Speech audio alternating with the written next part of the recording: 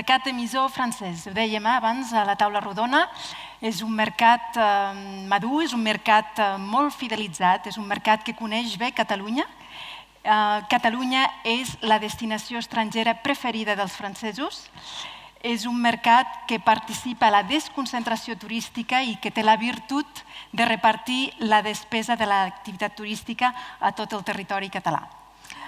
Una mica de xifres. França suposa 68 milions d'habitants. D'aquests 68 milions que van de vacances, el 75% es queda majoritàriament dins del seu propi país, és a dir, consumeix França. Només 25% surten a l'estranger i d'aquests 25% penseu que Catalunya és la destinació estrangera preferida. Aquest 25% segurament creixerà els propers anys. Les principals ciutats franceses són París, Marsella, Lyon i Toulouse, amb temes demogràfics. París i Lyon són les dues capitals que representen les regions amb el teixit econòmic més potent. És per això que el pla de treball del Catalunya Convention Bureau a França es concentra en bona part a les regions de París, de France, i Rhône-Alpes, a la regió de Lyon. Una pinzellada sobre la situació socioeconòmica i política actual a França. Com bé sabeu, França està marcada actualment per una situació d'incertesa, d'inestabilitat política. L'economia manté un creixement baix, és un país amb una alta fiscalitat, el deute públic està arribant a uns llindars del 120% del PIB, per tant, estem en una situació greu, diria jo. Un país que requereix reformes estructurals importants, inclús de canviar de model. Políticament estem en una situació superinestable, amb canvis de primer ministre sovint, i una assemblea general molt fragmentada que no aconsegueix ni votar projectes ni votar aquestes reformes estructurals. Per tant, una situació d'incertesa on s'observa un fre en el consum, un consum que està també impactat pel consum en oci i consum en les vacances, però no ens oblidem que França hi ha diners a França. França és la 7a potència econòmica mundial dins d'aquests 30 països més rics del món. Altres especificitats del mercat francès us voldria assenyalar també, que ens permeten també conèixer millor aquesta clientela. França és el primer exportador de vins i licors. Això explica aquesta tradició pel que fa a l'enoturisme i aquest know-how que tenen els francesos. És també un dels principals productors de velers.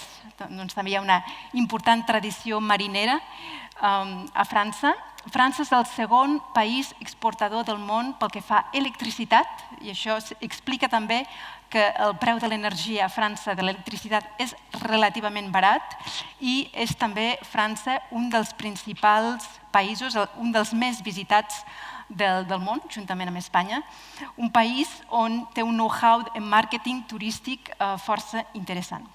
Catalunya, pel que fa a la connectivitat, Catalunya beneficia d'aquest posicionament transfronterer, d'aquesta fàcil accessibilitat per venir a Catalunya. Principalment els francesos que ens visiten arriben a Catalunya en cotxe, un 75% ens arriba a Catalunya en cotxe, un 24% ens arriba amb avió, un 2% ens arriba en tren. Pel que fa a les connexions amb avió, tenim 11 ciutats connectades amb Catalunya, sense escala. Vueling concentra el gruix d'aquesta activitat aèria. Hi ha una connexió de fa un parell d'anys que ja està operativa, que és Orly-París amb Reus, que ens permet d'alguna manera fer arribar ja els francesos directament a la zona del Priorat i a la zona de la Costa Daurada. Una connexió que evoluciona positivament. Enguany estem incrementant una freqüència suplementària, és a dir, hi ha 3 vols setmanals en lloc de 2. Pel que fa a les connexions amb tren, el govern francès està fomentant, incentivant molt aquesta mobilitat dolça. Penseu que el 2023 va haver-hi una nova normativa en el que es prohibien els trajectes aeris que es puguin fer amb tren amb aproximadament 2 hores i mitja. Per tant, hi ha una importància dinamitzador del consum del tren a França. A França tenim, pel que fa a la connexió amb Catalunya, tenim l'SNCF, que gestiona el París-Barcelona amb TGV. és un trajecte de 6 hores i mitja, i Renfe, que s'ha posicionat amb els trajectes més aviat del sud de França, fan el Lió-Barcelona i el Marsella-Barcelona, i esperem que properament tinguem també el Toulouse-Barcelona.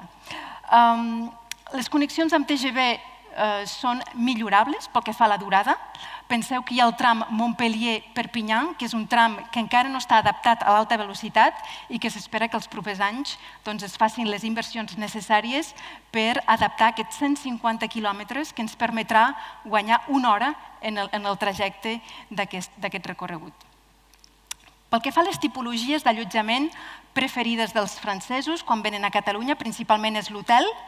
Els càmpings també és una tipologia d'allotjament que en moments de resiliència hem vist que és un allotjament que creix i que creix la seva demanda, i després també tot el que és lloguer de cases i cases de familiars i amics. Parlem una mica de xifres pel que fa a aquest balanç turístic. Catalunya és el principal mercat emissor per Catalunya pel que fa a les arribades. Estem al 2024 amb 3,9 milions de francesos que van arribar a Catalunya. Pel que fa al 2025, les dades gener-setembre estem amb un increment del 3,2%. L'estada mitjana és aproximadament dels 5 dies a Catalunya, 5-6 dies, i la intermediació per venir a Catalunya és feble. Intermediació vull dir que passen per una agència de viatges per comprar la manutenció, el transport i el vol. Si no, no es considera intermediació. Pel que fa a les 4 Ds, aquesta despesa, desconcentració, desestacionalització i diversificació. El mercat emissor francès és un mercat que contribueix a la desconcentració d'aquesta despesa dins l'activitat turística. Jo crec que és una de les grans virtuts del mercat emissor francès, és la capacitat de repartir aquesta despesa. França representa el 12,3% de la despesa total dels turistes internacionals que fan a Catalunya, i pel que fa a les xifres d'enguany, una pinzellada, gener-setembre estem en creixements del 0,7%, i pel que fa al que gasta una persona per dia, i pel que fa a la despesa per persona estem amb un increment del 2,4%. Per tant, continuem amb aquesta voluntat de créixer en despesa i millorar la qualitat del francès que visita la nostra destinació. Pel que fa a la desconcentració, els turistes francesos consumeixen tot a Catalunya. Principalment, la marca turística més consumida pels francesos és Costa Brava, no és Barcelona. Impressionant les xifres a Costa Brava, un 44% dels francesos visita Costa Brava, molts d'ells tenen segones residències a la Costa Brava. Li segueix Barcelona amb un 20%, després Barcelona, Costa Daurada. Penseu també que el gruix de la indústria turística a Catalunya es concentra a la costa. Això també explica per què aquests francesos consumeixen sobretot destinacions de costa, i les marques turístiques en les que tenim marge de progressió són les terres de Lleida, els paisatges de Barcelona i les terres de l'Ebre. Jo crec que són destinacions fantàstiques pels francesos, que encara tenim capacitat de fer-los descobrir encara més aquesta part del territori. Pel que fa a la desestacionalització, els francesos venen sobretot del maig al setembre, aquests són els principals mesos. Evidentment, l'estiu són punts forts pels francesos, sobretot l'agost, però el calendari de vacances escolars franceses ens permet captar francesos al mes d'abril, perquè hi ha 15 dies de vacances escolars, i al mes d'octubre també, que veiem que les xifres són relativament també bones per a aquests 2 mesos, abril i octubre. Pel que fa a les tendències en les motivacions tractores dels francesos, el principal segment que capta Catalunya-França són les famílies. Les famílies és el segment per excel·lència. Després també el segment sènior, jo crec que és un segment que podem treballar encara més i tenir marge de creixement per captar aquest perfil del turista. Els turistes, com bé deia abans, estan apassionats per la cultura, que consumeixen sovint en binomi amb la gastronomia. Cada cop consumeixen més també activitats i vacances actives en plena natura. El turisme esportiu, també ho dèiem abans a la taula rodona, és una tipologia de turisme que està també en fase de creixement, i el mais, per mi, és un dels sectors que presenta més alt potencial de captació pel que fa als francesos a Catalunya.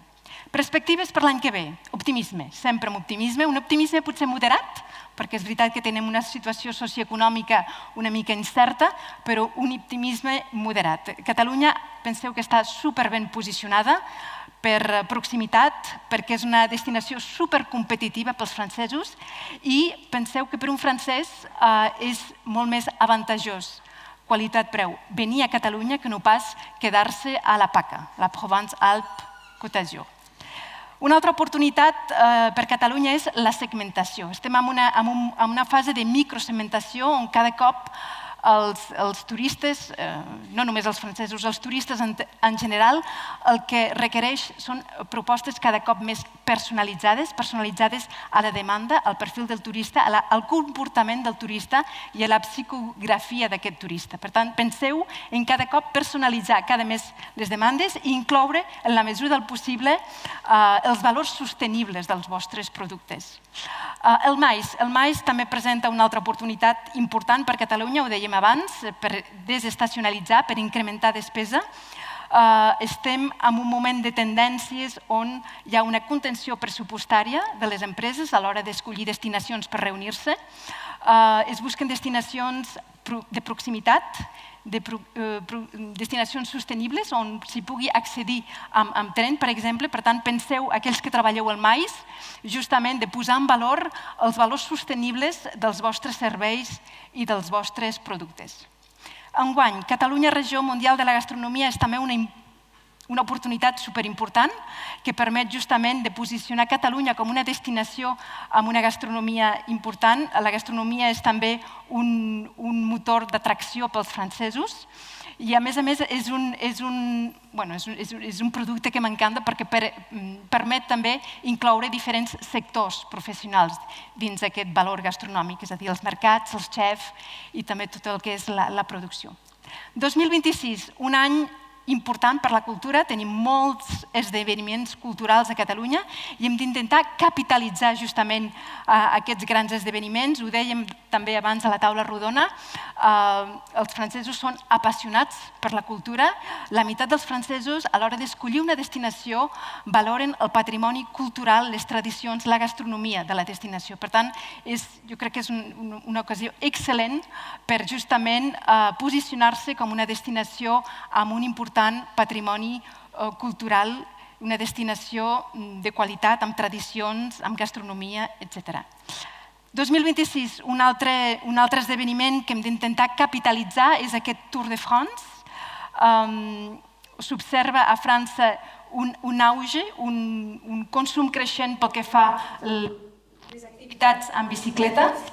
Estem treballant plenament per posicionar Catalunya com una destinació amb unes ciclistes excepcionals i hem de capitalitzar justament aquest gran esdeveniment que és un atractiu important pels francesos. Algunes amenaces, us comparteixo ràpidament. Una amenaça seria potser l'alta competència de França, és a dir, en moments de crisi i de fragilitat econòmica és veritat que potser els francesos poden pensar i optar per quedar-se dins del seu propi país. Una altra amenaça potser seria també aquest context internacional. Hem vist a la tercera taula rodona com hi ha un context internacional fràgil que pot d'alguna manera frenar potser el consum i els viatges.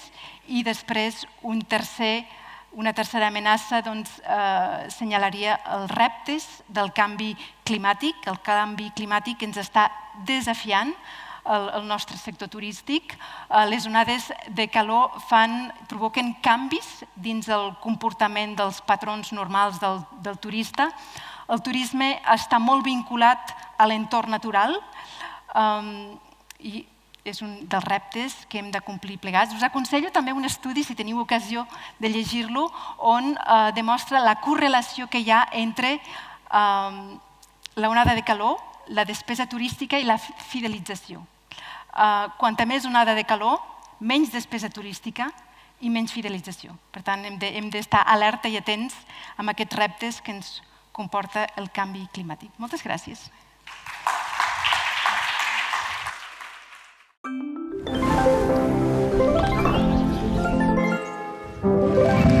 Catalunya.